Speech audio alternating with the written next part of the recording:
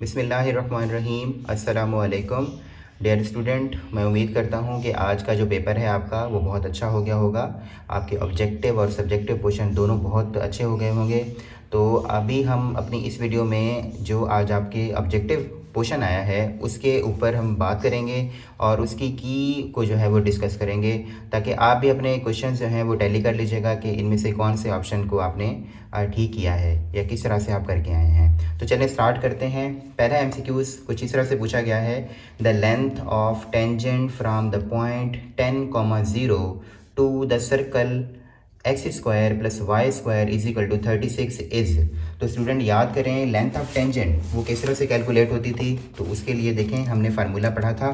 Formula student कुछ इस तरह से था कि लेंथ x1 स्क्वायर, उसके बाद y1 स्क्वायर, उसके बाद स्टूडेंट 2gx1 और उसके बाद 2fy1 और प्लस c था, ये अंडर रूट के अंदर था। अब जो आपको इक्वेशन गिवन है स्टूडेंट वो इक्वेशन इस तरह से गिवन है, x square plus y square is equal to 36। तो आपने इसको कैसे किया होगा, x square plus y square minus 36 is equal to 0। तो स्टूडेंट ये थी सर्कल की इक्वेशन और आपको इसको मालूम करना था 10,0 के ऊपर। तो स्टूडेंट ये 10,0 का मतलब है कि x की जगह पर आपने 10 रखना है और y की जगह पर आपने 0 रखना है।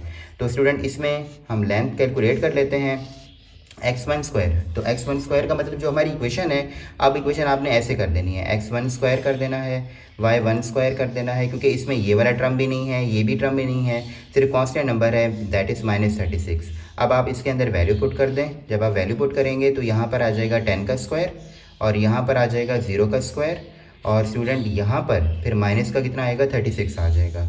तो स्टूडेंट आपके पास जो आंसर है वो 100 माइनस 36 हो जाएगा, जो कि 64 बनता है और 64 का जो रूट है वो स्टूडेंट किसके बराबर आएगा, 8 के बराबर आएगा। तो आपकी जो करेक्ट ऑप्शन है वो हमारे पास कौन सी बन जाएगी, 8 बन जाएगी। ये आप टैली भी कर लें तो 8 हमारी करेक्ट ऑप्शन हो जाएगी। स्टूडेंट ये पहली ऑप्शन हमारी हो गई है सॉल्व। चलें इसका दूसरा हम प्रॉब्लम हल करते हैं, दूसरा एमसीक्यूज। उसमें ये था, the side of a cube is 4 centimetre, if side is increase by 0.1 centimetre then the approximate increase in volume is. तो स्टूडेंट इसमें क्या आपको दिया गया है, वॉल्यूम ऑफ द क्यूब। तो स्टूडेंट आपको याद रखना पड़ेगा वॉल्यूम ऑफ द क्यूब क्या था, वॉल्यूम ऑफ द क्यूब था एक्स क्यूब, और जब आप इसका डेरिवेटिव लेते हैं विद रिस्पेक्ट टू एक्स तो ये स्टूडेंट बन जाता है 3x स्क्वायर, और जब आप इसकी डी वी यानी कि चेंज इन वी कैलकुलेट करते हैं तो वो 3x स्क्वायर डी हो जाता है। आपको साइड जो है वो 4 सेंटीमीटर की दी जा रही है और आपको जो इन चेंज है वो कितना दिया जा रहा है, 0.1 सेंटीमीटर का दिया जा रहा है। तो स्टूडेंट इसमें आप रख देंगे वैल्यू, तो ये डी वी जो है ये बराबर हो जाएगा 3 इंटू 4 का स्क्वायर इंटू 0.1। तो स्टूडेंट ये बन जाएगा आपके पास 3 इंटू 16 इंटू 0.1, जो कि आपके पास आंसर आ जाएगा 4.8 के बराबर आ जाएगा। तो ये चेंज इन जो वॉल्यूम है वो आपके पास कितनी कैलकुलेट हो जाएगी, 4.8 कैलकुलेट हो जाएगी। तो स्टूडेंट इसकी ऑप्शन चेक कर लेते हैं। तो स्टूडेंट इसकी ऑप्शन है सी हमारी, ये आ जाएगी 4.8 के बराबर। नेक्स्ट स्टूडेंट इसके बाद नेक्स्ट क्वेश्चन अटेम्प्ट करते हैं। Average value of f of x is equal to x square on 0,3 is. हमें निकालनी है स्टूडेंट एवरेज वैल्यू। तो याद रख लें कि एवरेज वैल्यू का फार्मूला क्या था, एवरेज वैल्यू का स्टूडेंट फार्मूला था 1/b minus a integration a to b, और यहाँ पे था एफ ऑफ एक्स और स्टूडेंट यहाँ पे कितना था, d ऑफ x था। तो स्टूडेंट इसमें जो इंटरवल आपको दिया जा रहा है वो 0 से 3 तक है इंटरवल आपके पास, और आपके पास जो वैल्यूज़ आपको गिवन है वो है एक्स स्क्वायर की, यानी कि एफ ऑफ एक्स जो है वो किसके बराबर है, एक्स स्क्वायर के बराबर है।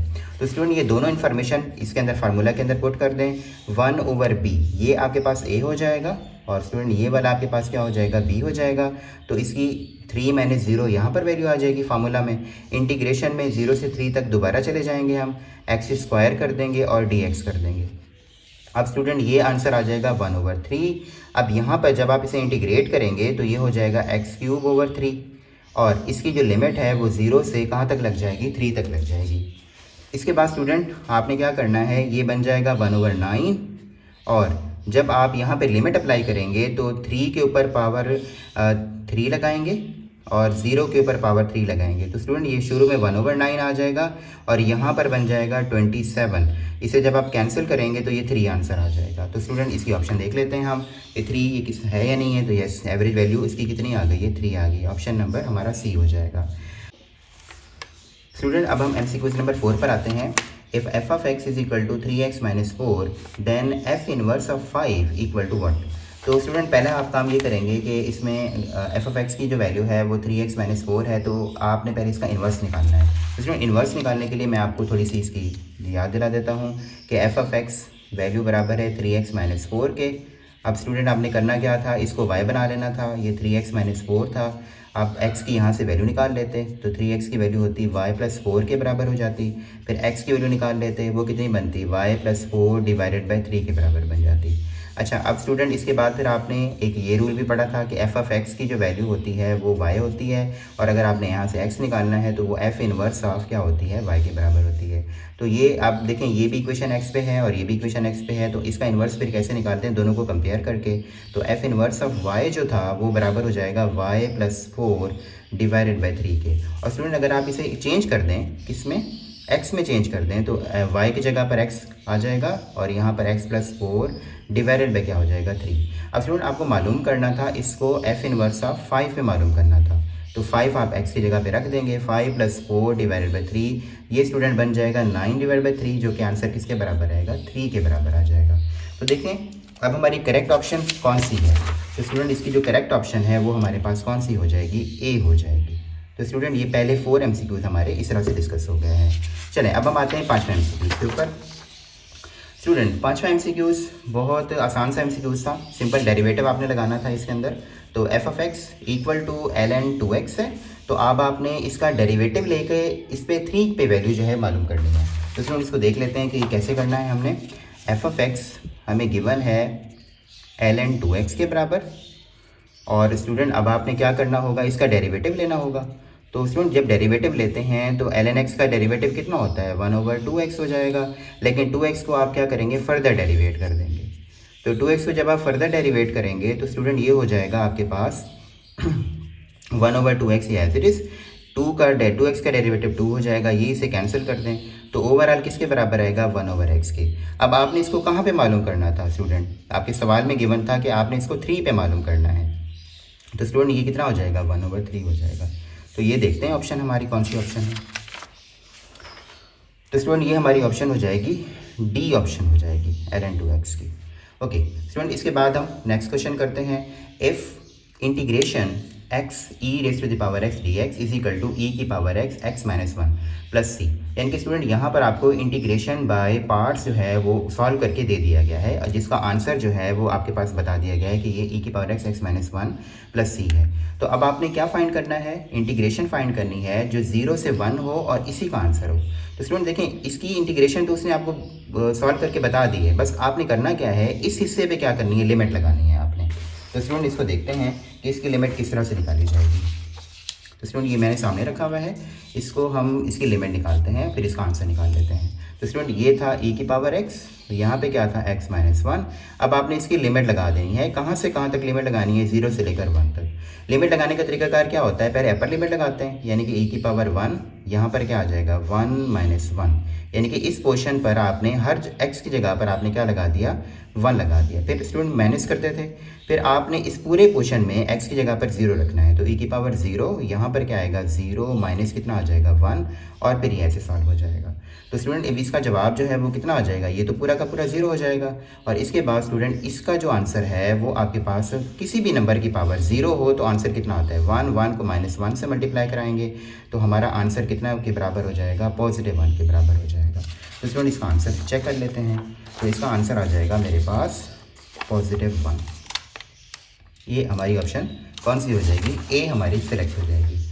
अच्छा स्टूडेंट इसके बाद नेक्स्ट क्वेश्चन हमारे पास क्या है, the general solution dy by dx is equal to x over y is. तो इसका जनरल सोल्यूशन हमने निकालना है स्टूडेंट। तो जनरल सोल्यूशन के लिए हम इस डिफरेंशियल इक्वेशन को हल कर देते हैं। तो डिफरेंशियल इक्वेशन आपके सामने है, इसको हल करते हैं। dy by dx is equal to x over y। अब स्टूडेंट इसमें हम क्या करेंगे, सेपरेबल मेथड लगा सकते हैं, y को इधर ले जाइए तो y dy हो जाएगा और x के साथ कौन आ जाएगा, dx आ जाएगा। फिर स्टूडेंट इस दोनों साइड पर इंटीग्रेशन ले लेते हैं। ये इसकी इंटीग्रेशन क्या होती है, y²/2 हो जाएगी और स्टूडेंट इसकी इंटीग्रेशन क्या हो जाएगी, x²/2 हो जाएगी और प्लस कितना हो जाएगा, यहाँ पे c हो जाएगा। तो स्टूडेंट इस पूरी इक्वेशन को हम 2 से मल्टीप्लाई भी करा सकते हैं। जब मल्टीप्लाइंग बाय 2 करेंगे तो ये आपके पास क्या हो जाएगा, ये y² हो जाएगा। ये किसके बराबर हो जाएगा, जो नेक्स्ट आपके पास है x² हो जाएगा।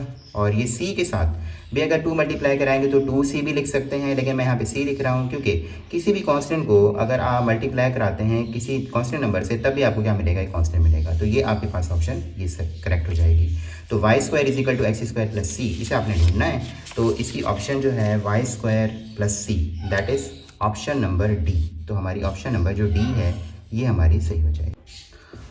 स्टूडेंट इसके ऊपर हम थोड़ा सा काम कर लेते हैं कि ln लिखा हुआ है, ln यहाँ पे लिखा हुआ है t-1 और कॉमन लिखा हुआ है √4 - t। तो स्टूडेंट अब याद रखें कि पहले हमने इसको चेक करना है कि ये किस t की वैल्यू के लिए वैलिड होगा। तो जब भी लॉगरिथम फंक्शन होता है वो हमेशा यहाँ पर आपको एक पॉजिटिव नंबर रखना पड़ता है, यानी कि आपकी जो वैल्यू है वो ग्रेटर देन क्या होनी चाहिए, 0 होनी चाहिए। यहाँ पर इक्वल नहीं लगाएंगे क्योंकि ये ln 0 पे डिफाइन नहीं होता। तो यहाँ पर अगर आप t की वैल्यू निकालेंगे तो t की वैल्यू कितनी आ जाएगी, ग्रेटर देन 1 आ जाएगी। इसी तरह से स्टूडेंट जब हम रूट फंक्शन की बात करते हैं तो रूट फंक्शन के अंदर भी जो वैल्यू होती है वो आपने पॉजिटिव रखनी होती है, या सबसे कम से कम जो वैल्यू है वो आप क्या रख सकते हैं, 0 भी रख सकते हैं। तो इसका मतलब ये है कि ये जो 4 - t है ये होना चाहिए या तो 0 होना चाहिए या ग्रेटर देन 0 होना चाहिए, तब ये जाके डिफाइन होगा। अब स्टूडेंट यहाँ पर अगर आप -t यहाँ पर रख लेते हैं t को फाइंड करने के लिए तो यहाँ पे -4 आ जाएगा। जो वेरिएबल आपके पास है उसके ऊपर क्या आ रही है, माइनस साइन आ रही है। तो स्टूडेंट ये जो माइनस साइन है इसको ख़त्म करने के लिए जैसे आप रिमूव करेंगे तो ये साइन ऑफ इनइक्वालिटी भी चेंज हो जाएगा, तो ये 4 हो जाएगा। तो देखें एक आपके पास t की वैल्यू ग्रेटर देन 1 है। अगर मैं इसे बनाना चाहूँ तो स्टूडेंट इसकी नंबर लाइन कैसे बनेगी, 1 के ऊपर मान लें कि ये 1 है, 1 के ऊपर हमने 1 से ग्रेटर जाना है तो क्या लगेगा, अगर ग्रेटर जाना है तो 1 से आगे वाली वैल्यू काउंट होगी। और अगर स्टूडेंट अगर यहाँ पे नंबर लाइन ड्रॉ करनी चाहिए, नंबर लाइन ड्रॉ करें तो यहाँ पर क्या होगा स्टूडेंट, यहाँ पर आपके पास 4 और 4 से आपने लेस वाले नंबर भी यहाँ पे कंसीडर करने हैं। तो इसका मतलब ये है कि आपका जो इंटरवल बनेगा वो ये बनेगा कि 1 से बड़े नंबर होने चाहिए, ठीक है, और 4 या 4 के बराबर होने चाहिए, और 4 से लेस भी हो चल जाएंगे और 4 से के बराबर भी चल जाएंगे। तो उसमें फिर हम क्या लगाते हैं, क्लोज इंटरवल लगाते हैं। तो स्टूडेंट ये हमने अपनी ऑप्शन जो है वो ढूंढनी है। तो स्टूडेंट इसकी जो ऑप्शन है वो देख लेते हैं। इसकी ऑप्शन है स्टूडेंट मेरे पास सी ऑप्शन, ये करेक्ट ऑप्शन हो जाएगी।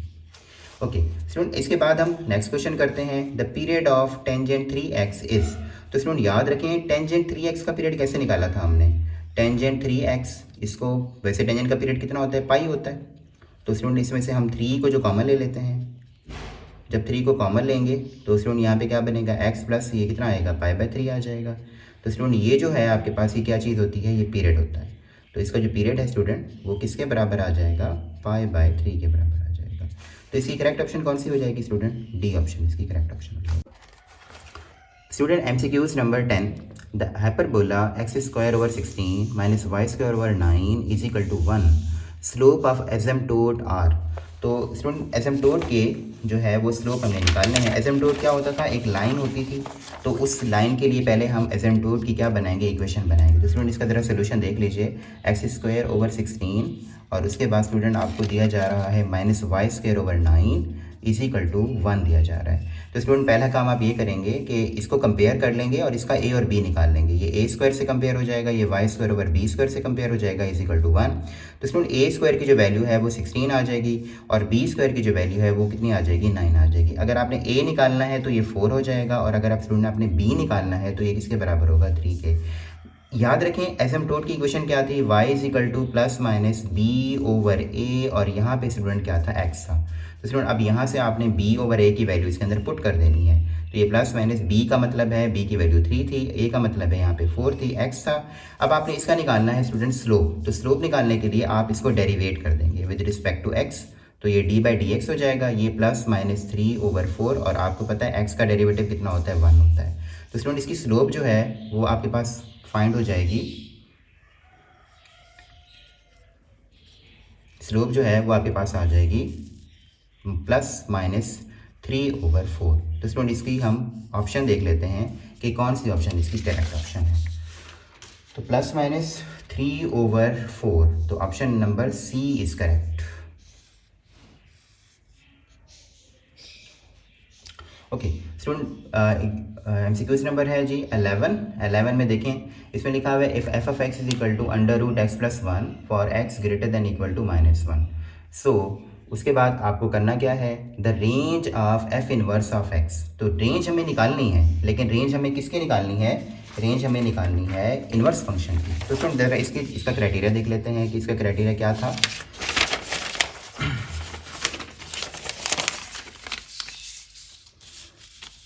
तो f ऑफ x आपके पास कितना है, √x+1।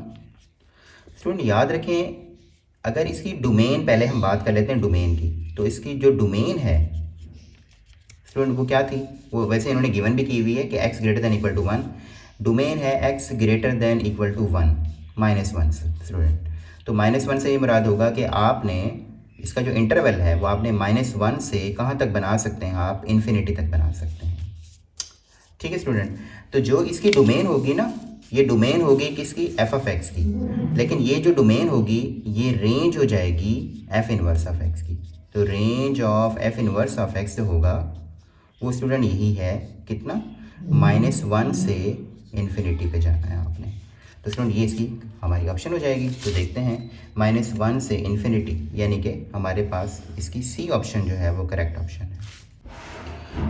MCQs number 12 for f of x is equal to x³ -3x² + 2 then the value of f double prime of 2 gives. तो स्टूडेंट हमने पहला इसका सेकंड डेरिवेटिव फाइंड करना है। तो इक्वेशन में लिख लेता हूँ, x³ है, 3x² है और प्लस का 2 है। पहला डेरिवेटिव स्टूडेंट, इसका फर्स्ट डेरिवेटिव जो है वो आपके पास आ जाएगा 3x² -6x, और जो इसका दूसरा डेरिवेटिव हो जाएगा वो आपके पास हो जाएगा 6x - 6। अब स्टूडेंट इसको आपने 2 पे मालूम करना है। तो 2 पे सेकेंड डेरिवेटिव की वैल्यू क्या आ जाएगी,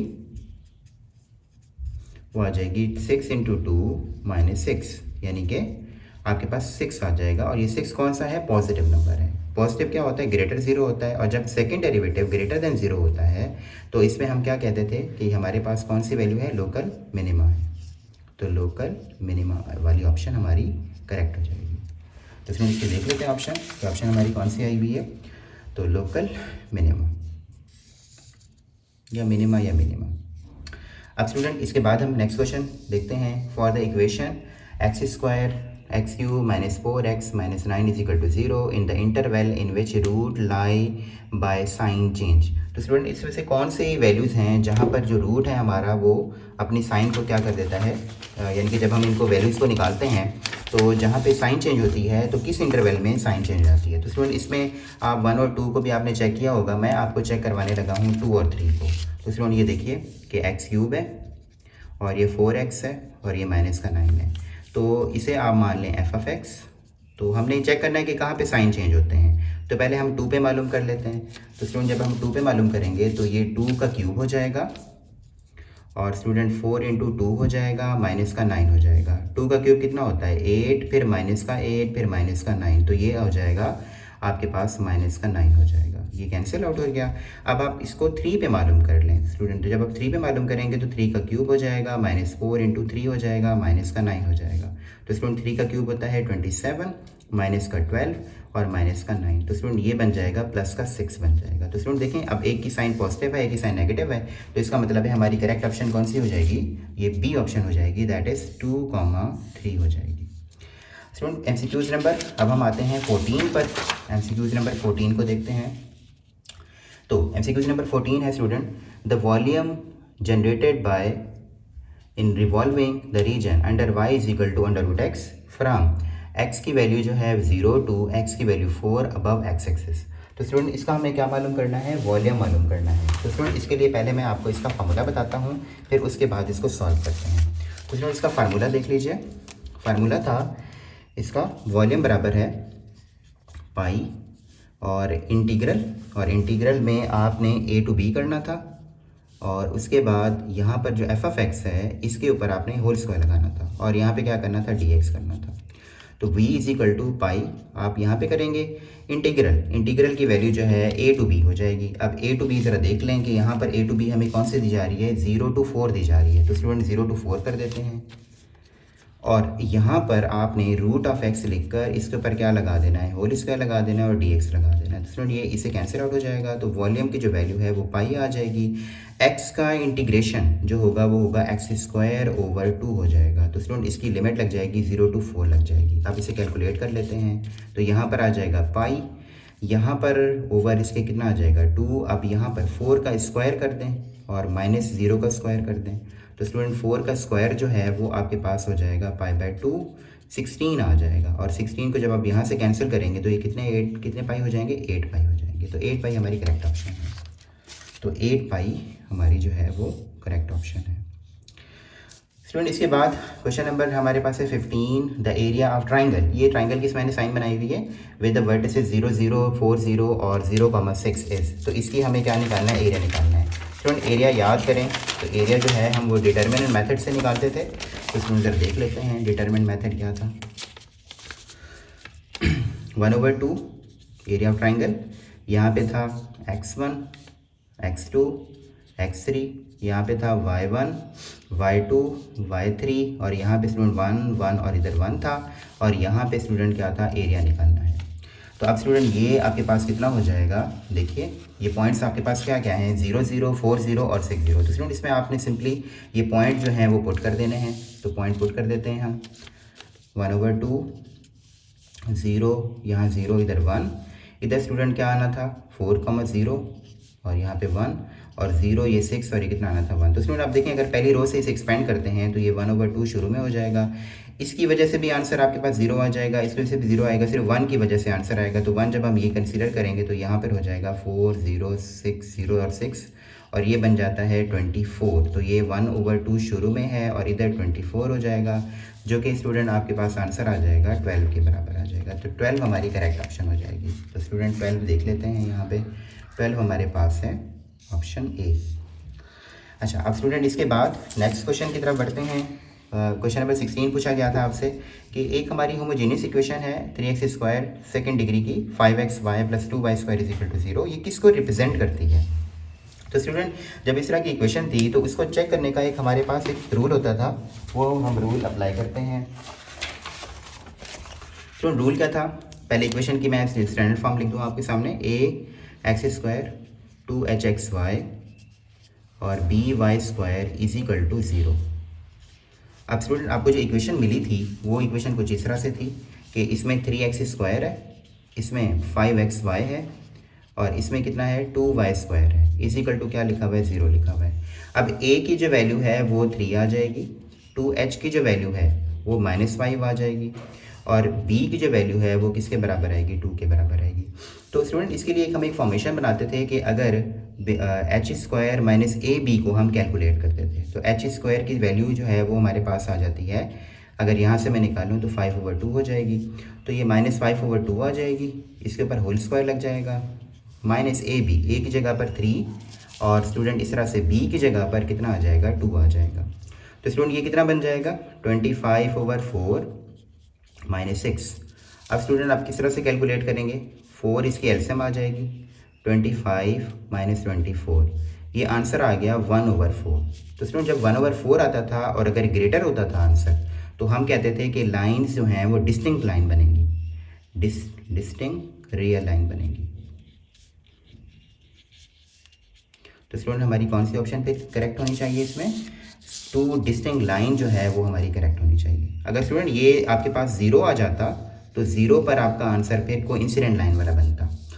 स्टूडेंट इसके बाद बड़ा आसान सा एक MCQ दिया गया था, the number of solution of cos x = 0.3। अब स्टूडेंट ये 0.3 जो है वो किस में लिखा हुआ है, पॉजिटिव में लिखा हुआ है। और देखिए cos जो होता है वो पॉजिटिव किन किन क्वाड्रेंट्स में होता है, पहले क्वाड्रेंट में भी होता है और फोर्थ क्वाड्रेंट में भी होता है। तो इसका मतलब ये है कि इससे हमारे कितने सोल्यूशंस बनेंगे, 2 सोल्यूशंस बनेंगे। तो स्टूडेंट ये इस तरह से हो जाएगा। इसके बाद स्टूडेंट नेक्स्ट प्रॉब्लम नंबर आपका जो था MCQ नंबर 18 में क्या था कि the slope of tangent to the circle की इक्वेशन गिवन है और एक आपको पॉइंट भी गिवन है। तो उसकी हम क्या करते हैं, वैल्यू फाइंड करते हैं, देखते हैं कि इसका स्लोप कैसे निकलेगा। तो स्टूडेंट स्लोप ये था x² + y² = 25। स्टूडेंट आपने डेरिवेटिव ले लेना था। जब आप इसका डेरिवेटिव लेंगे तो ये 2x हो जाएगा और ये 2y dy/dx हो जाएगा, और स्टूडेंट ये किसके बराबर हो जाएगा, 0 के। तो 2y dy/dx की जो वैल्यू है वो आपके पास किसके बराबर आ जाएगी, -2x के। तो ये इससे 2 से 2 क्या कर दें, कैंसिल कर दें। dy/dx की जो वैल्यू है वो आपके पास किसके बराबर आ जाएगी, -x/y के बराबर आ जाएगी। अब स्टूडेंट किस पे आपने स्लोप मालूम करनी है, पॉइंट आपके पास होना चाहिए 3/4, यानी कि मुझे ये जो स्लोप है वो निकालनी है dy/dx। ये मुझे स्लोप निकालनी थी किस पॉइंट पर, 3,4 के ऊपर, यानी कि x की वैल्यू आपने 3 रख देनी है और y की वैल्यू आपने 4 रख देनी है। तो इसकी करेक्ट ऑप्शन स्टूडेंट्स क्या बनेगी हमारी, -3/4। तो देख लीजिए -3/4 हमारी कौन सी ऑप्शन है, फर्स्ट हमारी ए ऑप्शन हो जाएगी। अच्छा, अब स्टूडेंट हम आते हैं प्रॉब्लम नंबर 19 के ऊपर। 19 को देखते हैं। The value of sine inverse sin 5π/6 is. तो इसकी वैल्यू हमने स्टूडेंट निकालनी है। तो ये बड़ा आसान सा सवाल था ये भी। अब देखें, साइन इनवर्स आपने करना है, और जब आप इसकी वैल्यू निकालते हैं sin 5π/6 की, तो इसकी वैल्यू आती है 1/2, और साइन इनवर्स 1/2 पे जब आप वैल्यू मालूम करते दोबारा से एंगल मालूम करते, तो ये आपके पास आता है 30 डिग्री, और 30 डिग्री कितना होता है, 5/6 होता है। तो स्टूडेंट ये इसकी ऑप्शन जो है हमारी वो कौन सी करेक्ट हो जाएगी, ऑप्शन नंबर आपके पास इसकी डी जो है वो करेक्ट हो जाएगी।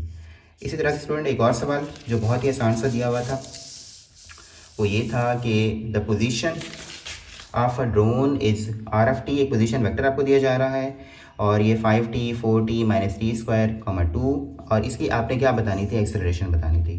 तो स्टूडेंट एक्सेलरेशन क्या चीज़ होती है कि पोजीशन का जब हम पहला डेरिवेटिव निकालते हैं तो वेलोसिटी आती है, और वेलोसिटी का जब हम दोबारा डेरिवेटिव लेते हैं तो क्या आता है, एक्सेलरेशन आता है। तो स्टूडेंट ये पोजीशन मेरे सामने मौजूद है, जिसमें क्या लिखा हुआ है, 5t लिखा हुआ है, और स्टूडेंट 4t -t² लिखा हुआ है, और 2 लिखा हुआ है, और ये क्या लिखा हुआ है, r(t) के बराबर लिखा हुआ है। तो स्टूडेंट ये पोजीशन कहलाती है।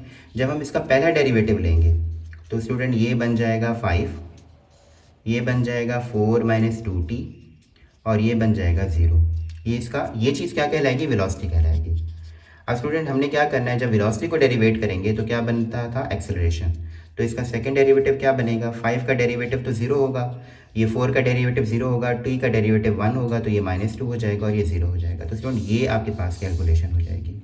तो इसको हम ज़रा देख लेते हैं, 0 -2 एंड 0। तो स्टूडेंट ये आपके पास हो जाएगा इस तरीके से, ये हमारी करेक्ट ऑप्शन है। तो स्टूडेंट्स ये आपका MCQs का पेपर था। मैं उम्मीद करता हूँ कि आपका जब रिज़ल्ट आए तो आपके बहुत अच्छे मार्क्स होने चाहिए उसके अंदर, और मेरे चैनल को भी सब्सक्राइब कर दें, और अगर आपको वीडियो अच्छी लगी है तो लाइक और शेयर लाजमी करें।